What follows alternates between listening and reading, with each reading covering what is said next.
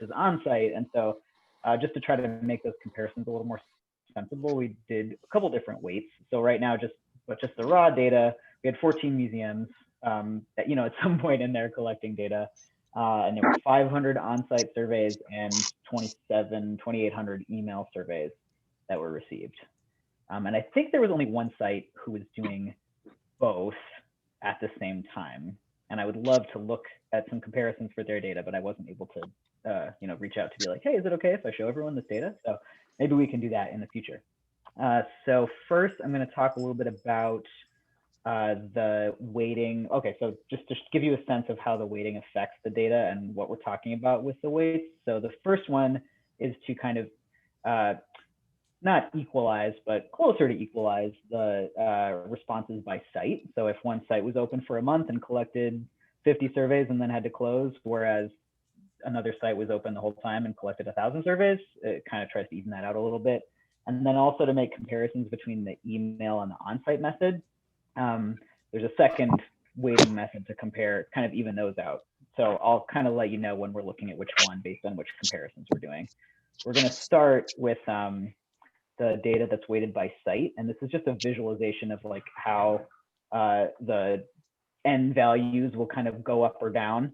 So the lighter gray is the raw, and it's not, I don't have data values on there. It's just for a visual comparison, the raw data. And then the darker gray, you can see some of them go up, some of them go down, just to kind of help you understand what's going on there. So this is where we'll do some of the comparisons to the COVID questions and some of the stuff I shared at Aztec with some of the folks on this call also presenting. So just looking at the COVID concern numbers, the lighter blue and green are Q2, so like July through September, and then the darker blue and green are the second quarter, so October, or I guess the Q3, whatever, based on that's not true. It's Q1 and Q2.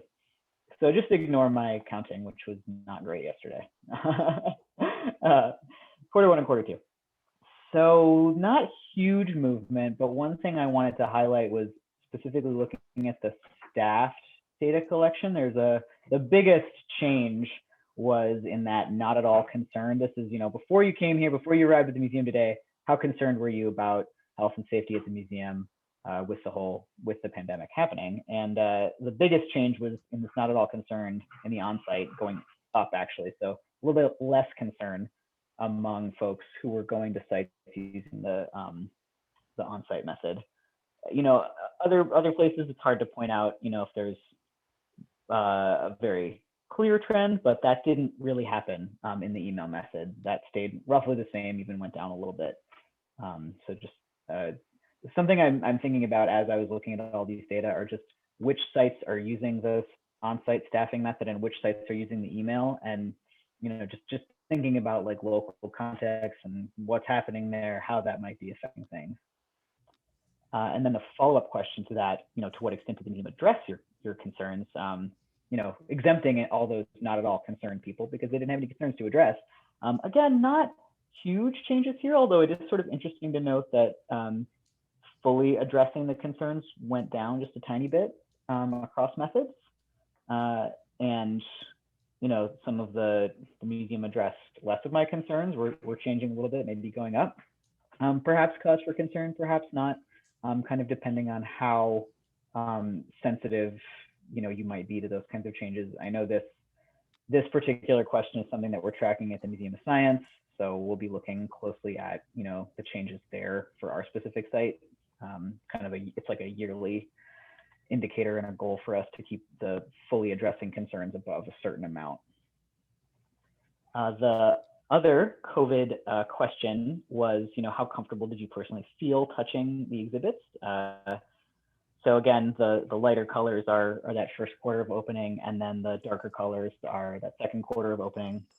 And again, a little bit, looks like the highest percentage of comfortable may have gone down a little bit. So Sarah just asked in the chat what Museum of Science's target is for fully addressing concerns. I'm just going to bounce back really quick.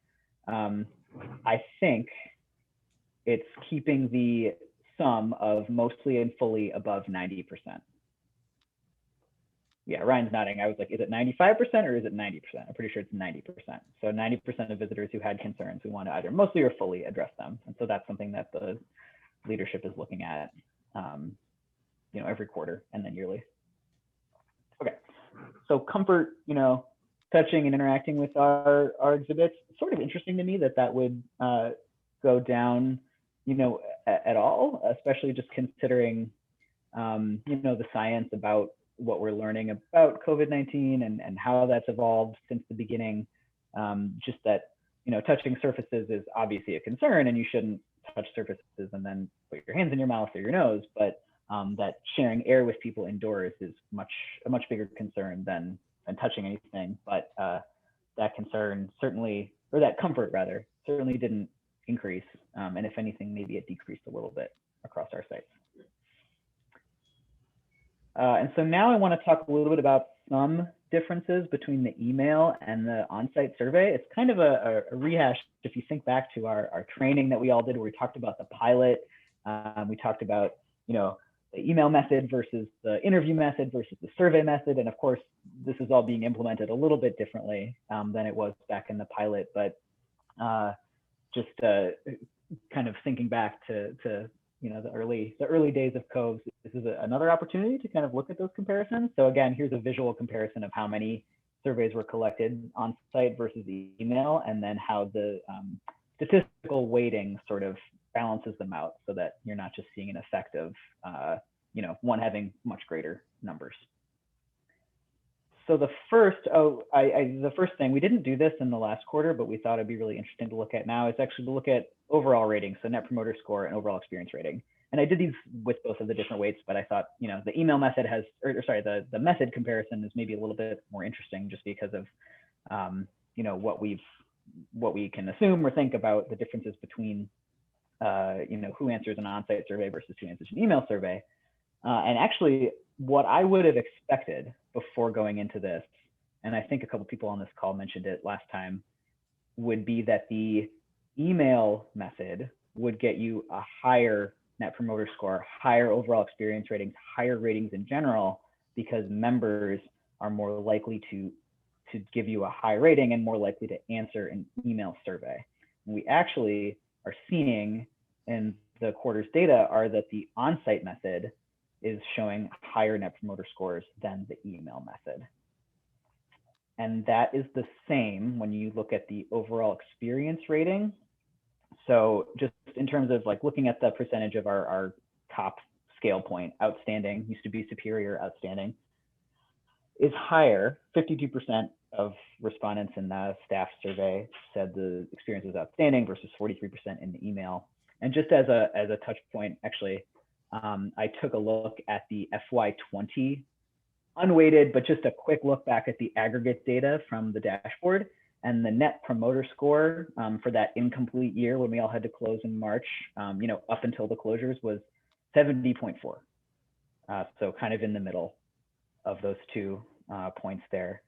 And for overall experience rating, the percentage of people rating superior for that aggregate was 33%. So quite a bit lower than either, which I found very interesting. And again, it's a very messy comparison, not weighted, kind of all over the place, but nonetheless, pretty interesting, and not something I have a lot of intuition for why it's happening. But I'm sure some of you do, and I would love to hear what you think. A couple more kind of choice comparisons. So of course, like my assumption is that net promoter score, overall experience rating would be higher in the email method because of members, and members, like our previous aggregate reports have shown such a strong membership effect. And that is true. There were more members answering the emails than were responding to on-site surveys. Only 16% of the respondents in the on-site surveys were members versus 44% in the email survey. Again, probably are, site differences there, but members are members, and, I would think that they would give much higher ratings in general. And then the last difference here that I'll highlight, someone on the previous month's call had mentioned something about locality and looking at like distance, zip codes, like the distance people are traveling to get to the museum. Doing that in the aggregate was going to be a little bit too time consuming for this, but I looked at our comparison just with like self-identifying as if you're a local or an out-of-towner. And again, the email method, almost everyone responding to that is identifying themselves as a local, versus in the on-site exit survey method, just over half are identifying themselves as locals. And I didn't get to check this one with our old data, but I could probably do that while we're talking. So just again, like kind of broke my intuition a little bit about what might be going on here, and I was finding this very interesting. And this is the last slide of comparisons that I got to. So I would really love to. I'll go back to any slide if anyone wants, but if not, I'd love to hear about what you're seeing in your data or any thoughts or further questions seeing these data are raising for you. I don't see any more chats, so just feel free to chat or come off mute.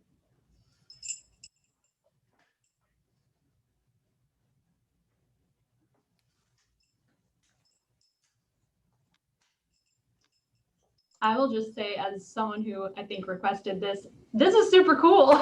So thanks for doing it. It's definitely jumping out to me that, like, I'm making a wild assumption that maybe out-of-towners are less invested in your organization, so they're less likely to respond to your survey if you send it out via email. So that's a really fascinating one that I wouldn't have expected to see, but I'm really glad we looked at this.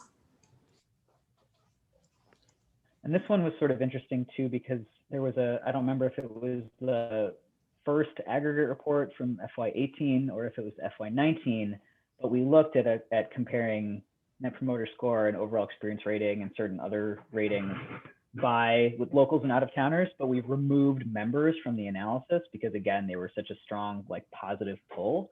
And I think what we found there was that local non-members were generally giving lower ratings to things than either local members or out-of-towners. So I think your intuition, Lauren, you're probably onto something there. Just in terms of a location, comparison, but then the confounding factor of members is pretty interesting, although maybe not holding true in this particular quarter.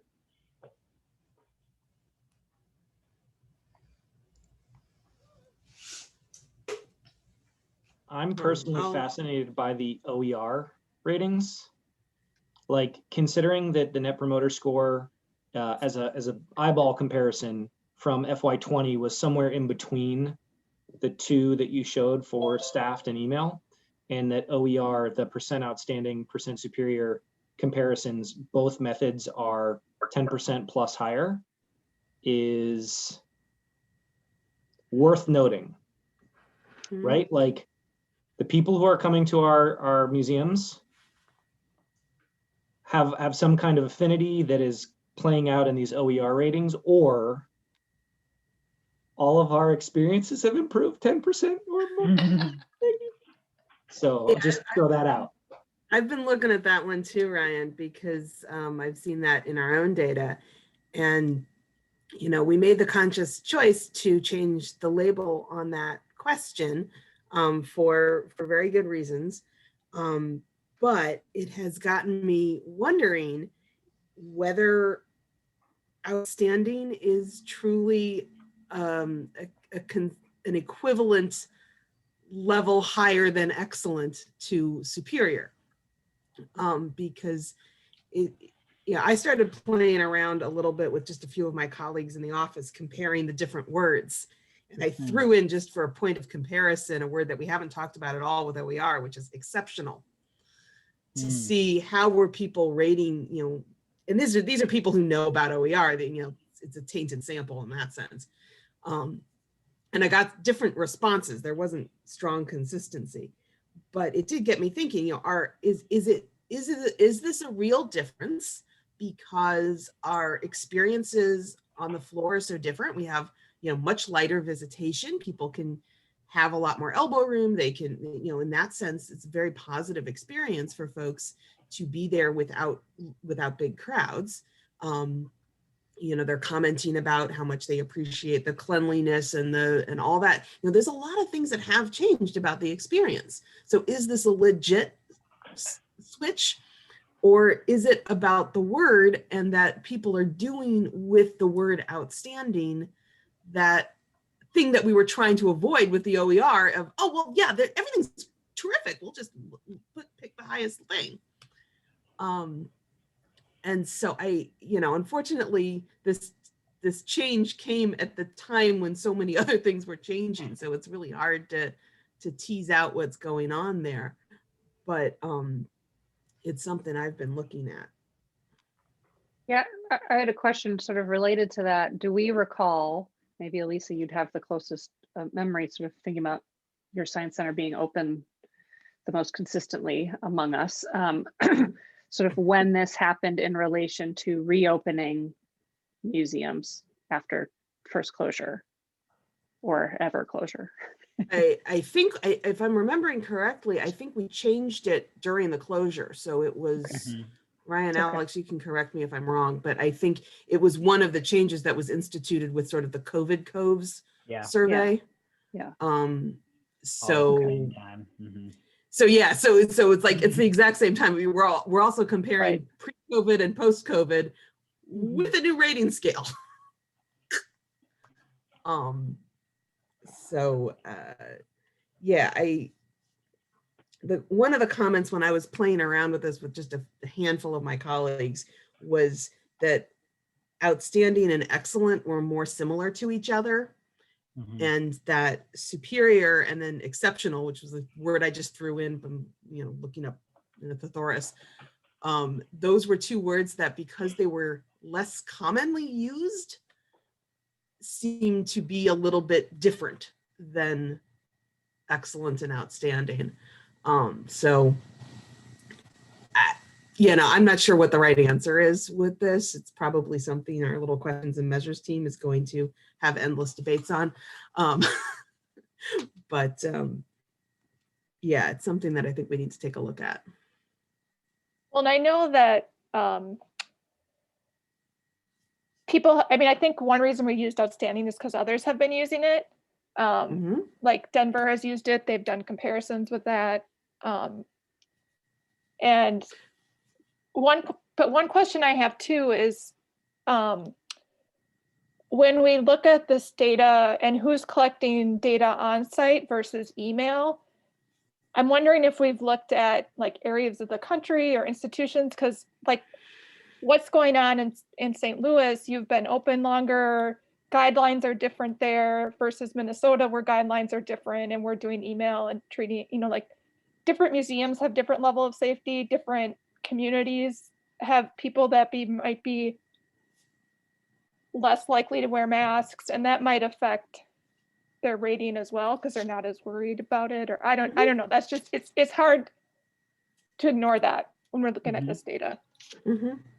And I would wonder, outside of anything being different about the museum experience, lighter crowds or whatever, if people are just so desperate for anything that seems normal that going to do something, they just automatically might give it a bump up compared to what they would normally. Just, wow, I'm at the museum. Amazing. I'm not in my house.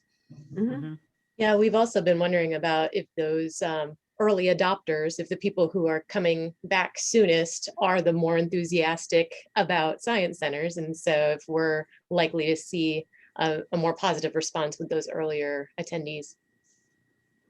And then relatedly, we're excited to be going somewhere that's not our home, but I know that all of my friends and family are kind of not, so I just don't promote anything as much anymore, hence the lower.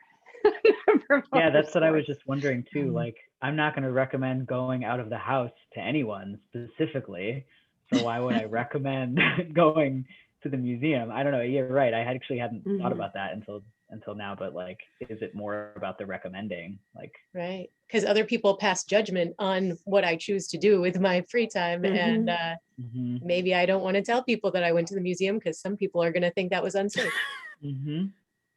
All the more reason why it's good to have both NPS and OER. Yes.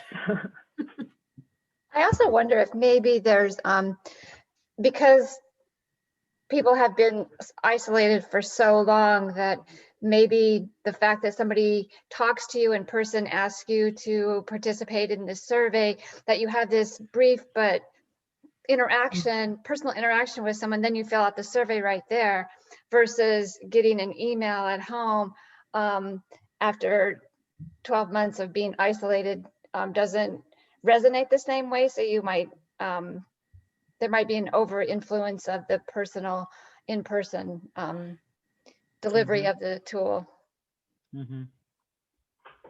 I know I've found, so we've been doing, well, we have not been doing email COVES. We've only been doing on-site staffed COVES, but I have also been doing my own version of an email survey on the days that I'm not doing COVES, which is much more slimmed down, doesn't have near as much as what's on COVES. But we do have NPS and OER on there. Just, I was doing it sort of as my own experiment. I initially was reporting it internally, and it was so different than what we were seeing on the staffed COVES survey. I stopped reporting it because it was getting confusing for folks.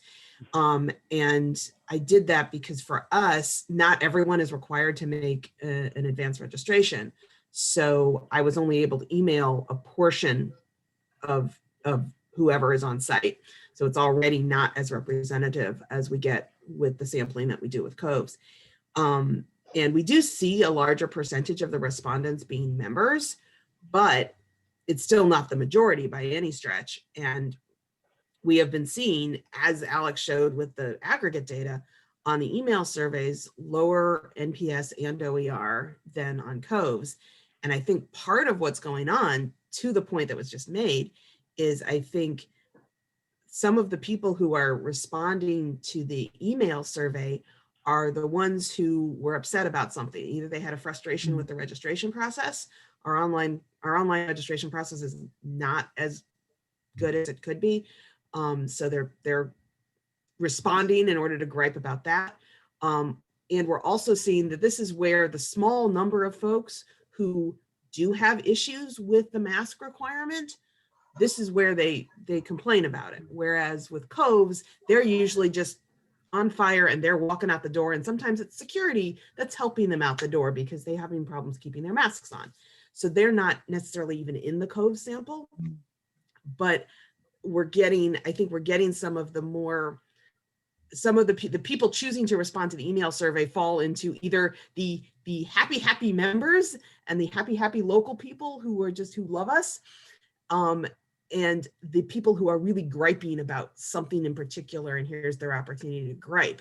And so they're the ones giving us detractor ratings on NPS and the lower ratings on OER.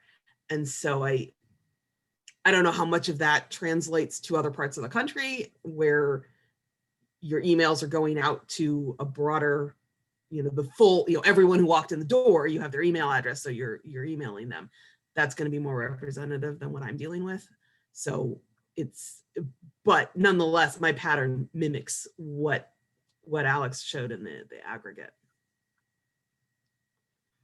Been really interested in this question of like site specific differences, like Amy, you were also pointing out in addition. And I think Ryan tried to do some kind of a weighting system that sort of accounted for both at the same time, but it like broke down because it's just trying to wait for one then like negates the other one, if I'm understanding what you told me correctly, Ryan.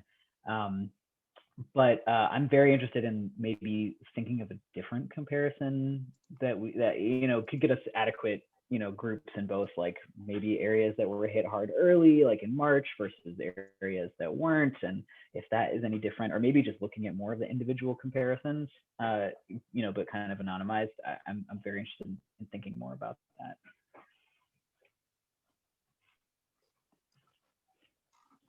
So I'm looking, as you mentioned, we have one site that is doing both methods, and without having a visual to display or calling anyone's data out specifically, I can say with a sample size close to 300, which is not nothing, across the email method and the staffed on-site random sample method, this pattern holds. The staffed outstanding rating is roughly, it's not that same magnitude, but it's roughly 6 points higher for the staffed method.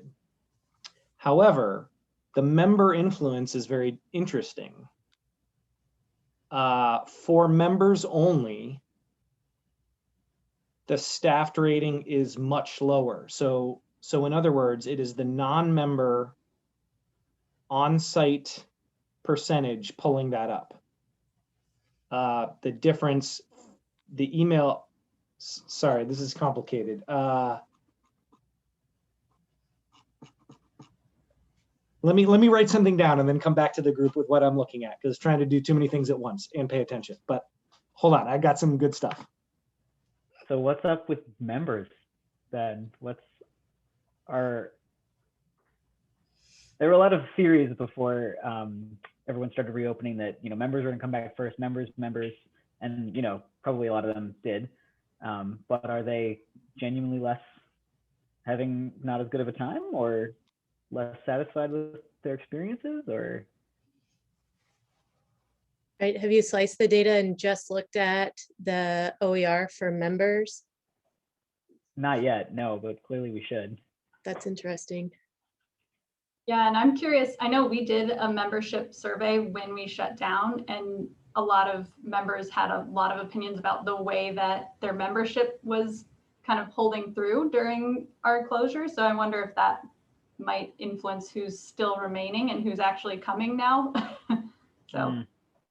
Or if, depending on what that institution did as far as, was the on the floor experience changed at all? Were there areas that were closed that are usually open? Were any of those member favorite areas? Yeah, did they lose some of their perks? Mm-hmm. Yeah, we definitely got some gripes about that.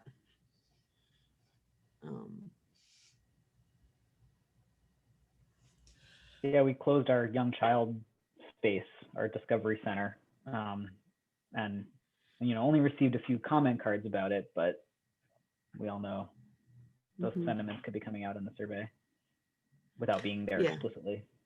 Right. Yeah, Or we've definitely those, gotten some of that. or those enthusiasts of the early childhood space who are normally coming, haven't been coming. Yeah.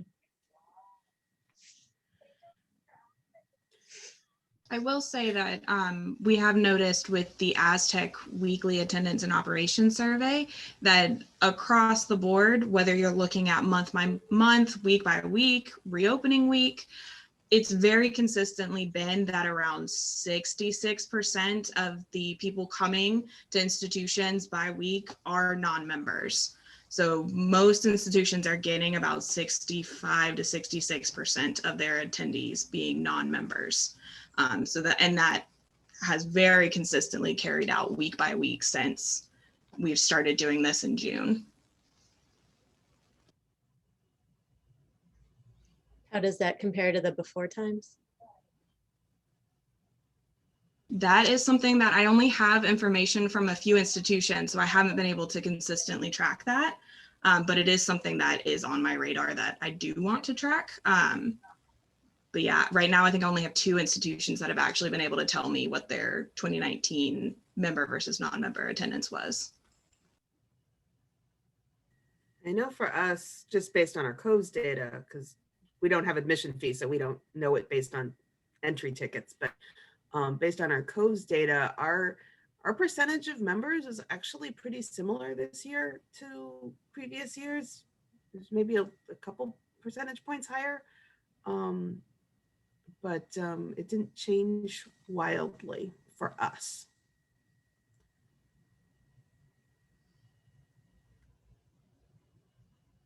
Just seeing in the chat that people's individual experiences are all over the map in terms of higher, lower OER ratings, or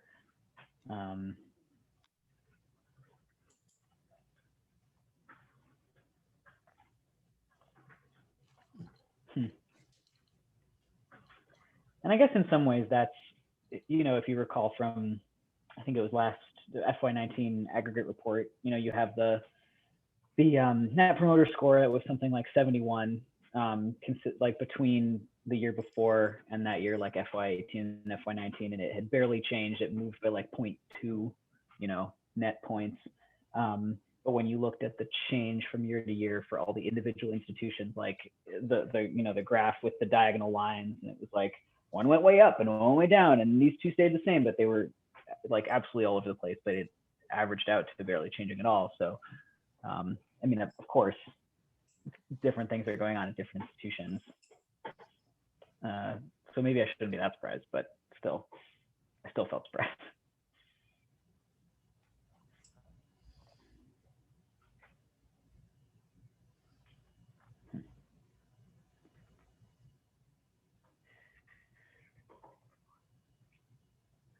Alex, can you scroll back through the slides or like put them so we can see all of them, or maybe throw them in the file in the chat? Oh yeah, I can. I'll just. I've already forgotten what the beginning of the presentation was.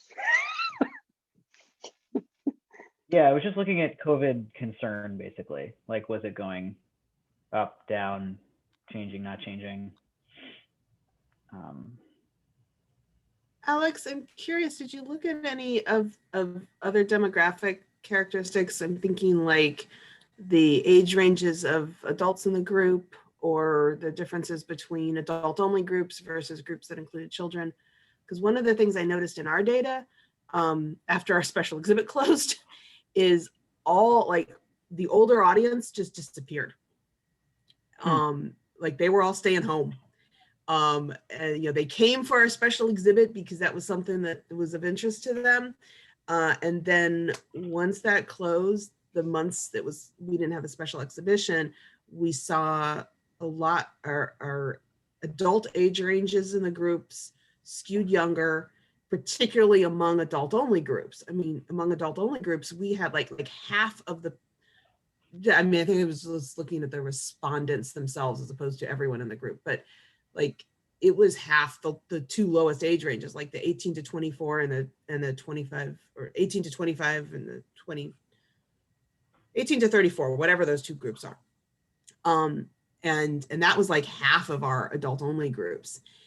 And once our special exhibition went away, it was, and our family groups, the adult age range distribution looked pretty similar to what it usually is.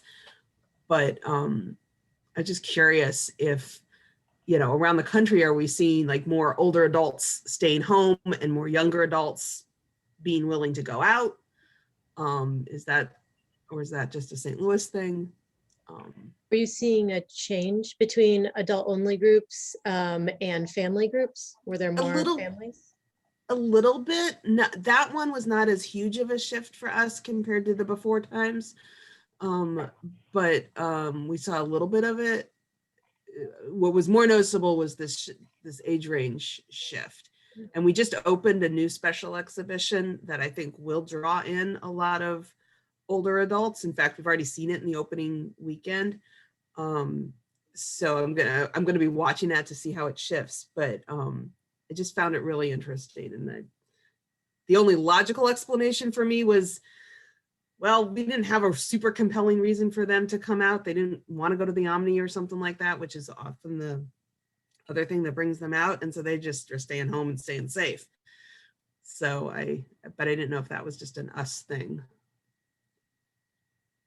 Yeah, I didn't look at adult age ranges. That's definitely a good one. I had started looking at, but didn't finish calculating like race, ethnicity, and income comparisons for the methods. And I did look at just like adult only groups versus groups that brought children. And it looks like in the, hopefully this is the right, yeah, in the email method, 37% of groups were adult only versus in the on-site survey, 23% were adult only groups. So lower in the aggregate. We had more adult only groups represented in the email, which is also sort of interesting. But the age ranges is a really good one to look at, just given how different demographics are affected by COVID.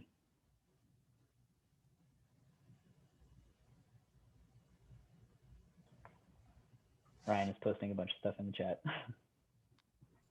Posted it because we don't have a slide, and I was afraid I was going to mess it up when I used my mouth again. So this helps because you can just read it and then I talk about it. And even if I mess it up, you can correct me.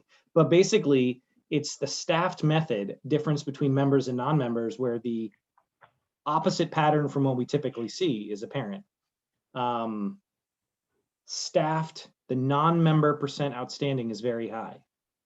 But for some reason, member responses to the on-site staffed method for the OER are much lower. And you can see, I mean, the response distribution close, not perfectly, but closely resembles when we compare to the aggregate, if we were to just look at the overall for this one site. And the email method is virtually identical between members and non-members for this one site. And, you know, I'm sorry? I tried to do Sarah's request and pull up all the slides. Is it Yep. showing? Okay, sorry. Go ahead, Brian. Continue. Yeah, that's it. I'm flabbergasted. What the heck, members who respond to the staffed method? What's going on that you don't like? I mean, don't get me wrong. What's the N for that? Because I'm wondering. The overall N is roughly 300, and the N for both members and non-members is over 100. So not sufficiently close to 400, which stabilizes a net promoter score. But, you know, this is basically a Likert scale, 5-category, you know, response scale, over 100 responses to both methods or both member, non-member groups. That's reassuring. Do you have enough in the open-ended responses to explain ratings to shed any light on this? So as we know from previous explorations of the data, the email method is generating very rich responses. Because this is only one site, we're just uncovering this. So it'd be fascinating to kind of dig in and see what's going on. Have any COVES institutions done any follow-up member surveys? Not like Lauren's, like, we're closing, we're going to keep your membership, you know, whatever it is, give us your feedback. But now, you know, we've been open. How are we doing? How do you think about your member benefits now, and whether we're still the same institution as when you joined? Opportunity. I actually think the Museum of Science did, but our member department was in charge of it. So I haven't seen any of those data, problematically. And in the safe confines of our COP, I know a lot of those efforts right now, and I'm not sure how this is at every site, but what we're trying to come up with is qualitative data that we can mine for the purposes of marketing, right? Not objective research that shows how everyone feels, but like, hey, look, you know, 5 of our members said we're doing an amazing job cleaning and providing a safe and healthy experience. Don't you want to come too? And it's like, oh, okay, well. Yeah, we're having a lot of discussions in general about people finding data that supports their belief or their point that they're trying to make. Yeah.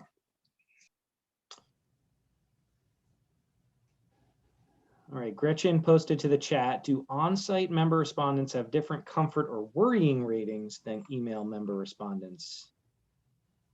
Also a good question.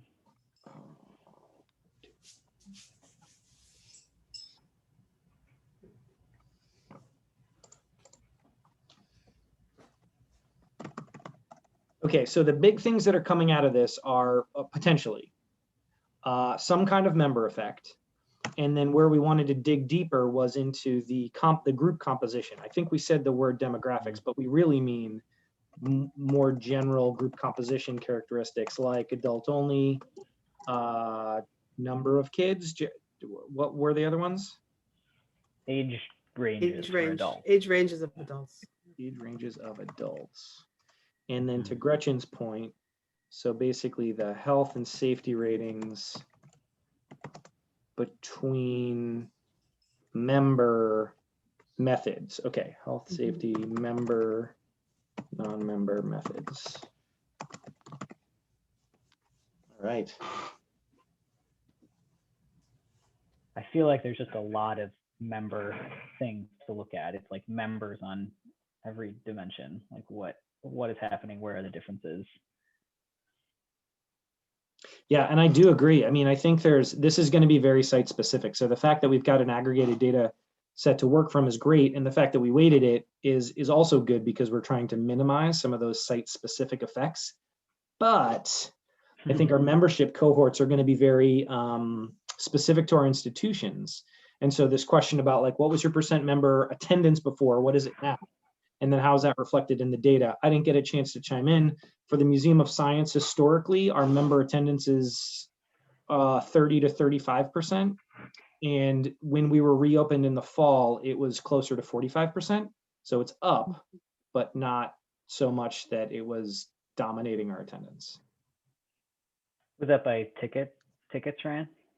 Yeah, by ticket Or sales. COVES? Yeah. No, by just looking at the attendance numbers. Yeah.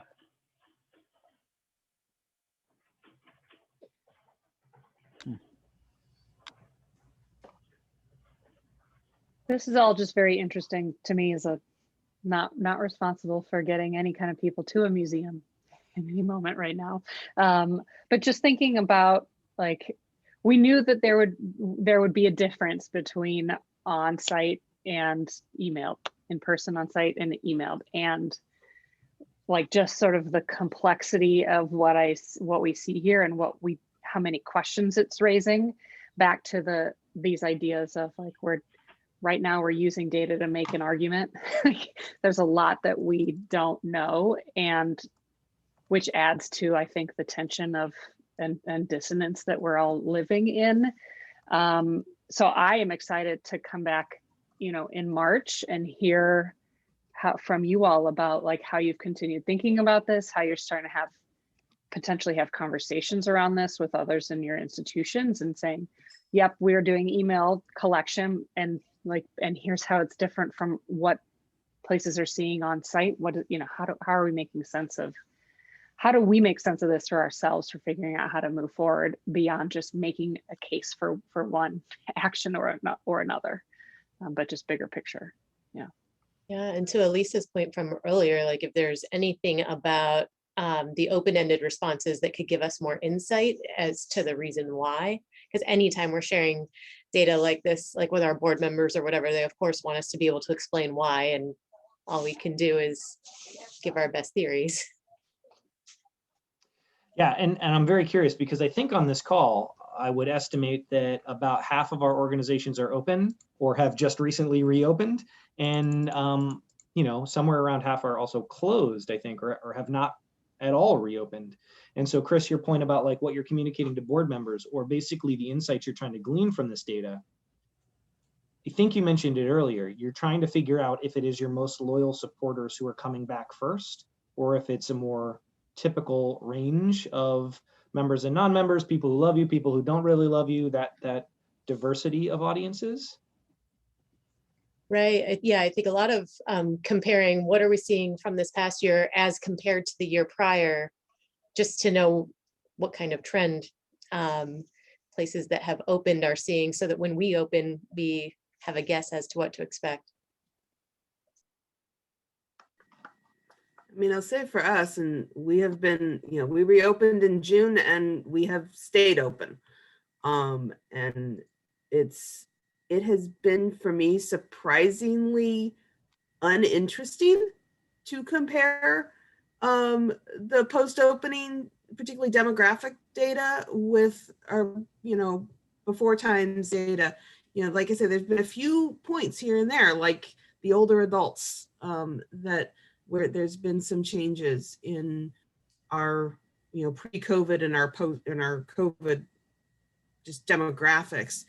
The shifts have been not that remarkable in a lot of the different categories for us, and it's just overall, there's just fewer people, but the distribution of them, I mean, I've said in this group before, early on, right after we reopened, I was in shock as to how many people were coming from out of town. And that could be very much a regional thing. So, we had just very similar, I've been working on our 2020 summary data. And yeah, I mean, we still had about 40%, I don't remember the exact numbers, were tourists from outside of our metro area. Some from closer, some from farther, but it just really wasn't that remarkably different. We still had I think the percent of our members was, I don't know, it was 18 or something like that, which is pretty typical for us because we're free to come in the door. Membership has a different appeal for us than for a lot. Been surprised how not different many points are. I don't know how unique I am where we are in the country. That's what's wonderful about COVES. My heart skipped a beat where you're like the comparisons are not interesting, and I was like, oh my gosh, that's terrible. But I guess that's sometimes the most fascinating kind of statistical analysis to do, where you're like, everything is exactly the same. We're doing it right. It's weird. P equals 1, right? We're should doing it right. have a blog post. P equals 1. We'll blow For people's our minds. community. Yeah.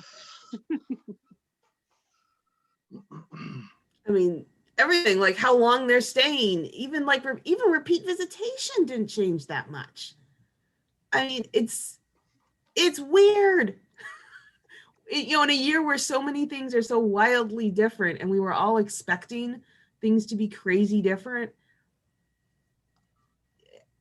it's been weird to me how much is not crazy different in our comparative data. I'm not going to say there are a few things that are different, but it's not as crazy as I would think. But that's why I'm very interesting to see what happens in other parts of the country where there are just very different reactions to everything with this situation. It may be more normal for us simply because of the fact that we did open up when we opened up and we haven't had opens and closings and things like that it's been more consistent. And so that may have an influence that other parts of the country aren't going to see because things have just been more variable in other parts of the country in how institutions have responded, how localities have responded. Yeah.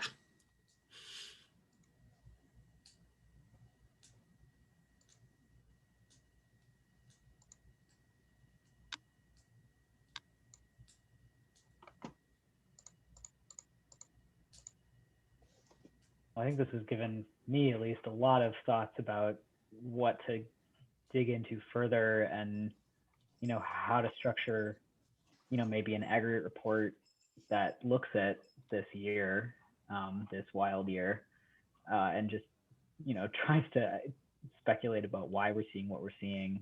There were so many interesting thoughts that you all shared about why these things could be different or why they might not be different. I'm fascinated by everything that's going on here.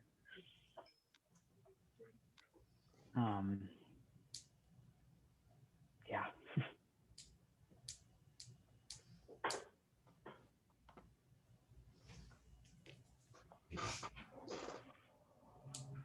Okay, well, Alex, thanks for steering us through this. Are there any final questions or comments specific to these data or analyses that might be helpful for reopening or board communications or things like that?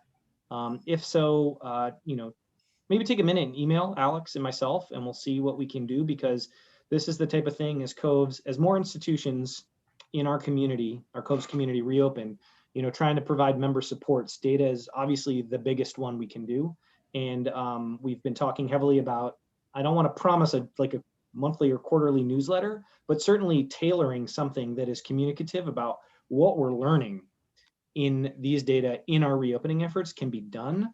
And obviously we, Alex and I and Sarah and Gabby, we carve out the time as necessary, both for these webinars, but then for additional member communication. So we'd love to hear from you about what you need.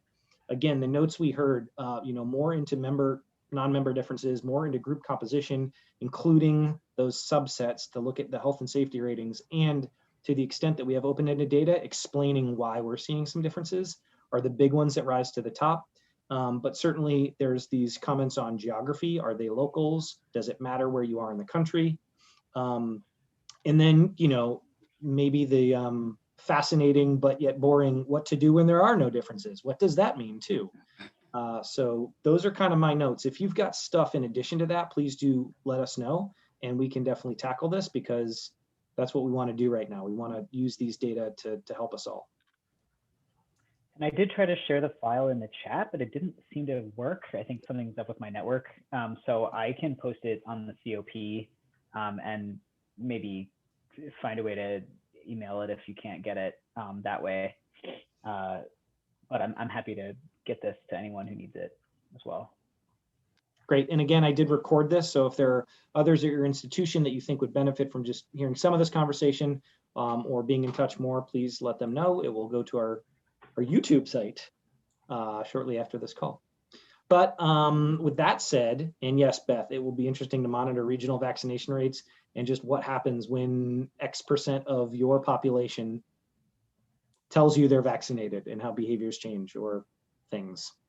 But yeah, let's all take 4 minutes left in the hour and take a break before our next meeting or call or whatever you've got going on. Thank you, everyone. Thank you, Alex.